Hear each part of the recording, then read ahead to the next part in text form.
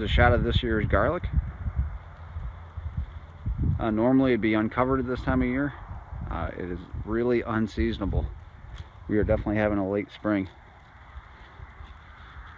We can see this variety is music, and I can see some's actually coming up through the straw. We mulch it with straw, help protect it over the winter. So you can see it's up a fair amount. We're gonna have to come up this week and get it uncovered. We like to put the straw between the rows, help keep it weed free. We do grow our garlic on black plastic. Yeah, we definitely got to get it uncovered.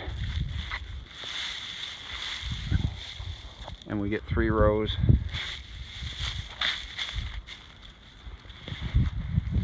on a strip of plastic. Yeah, coming up pretty good.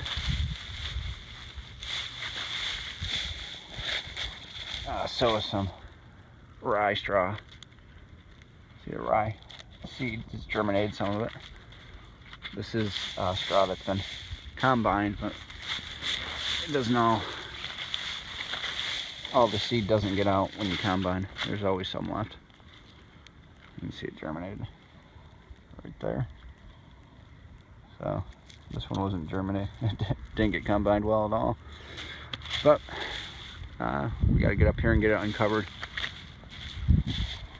So we like to write the variety names on our stakes.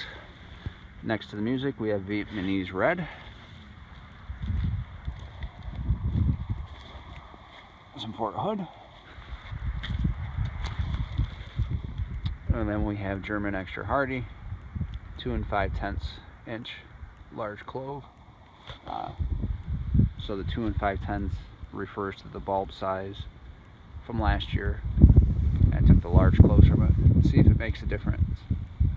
We always hear that the larger the bulb, the larger the clove, the larger you get next year. So we've definitely got to come up and get it uncovered because it is forcing its way through the straw, but we don't want it to take extra energy. So that's a job that might get, instead of next week, might get put on the job for tomorrow. We prefer to take the straw off on a calmer day. It's been so windy lately, we don't want to take the straw off and then have it blow all around. We want it to stay right in the middle of the rows. So this year's garlic crop, we'll see how it does from here. But it is up.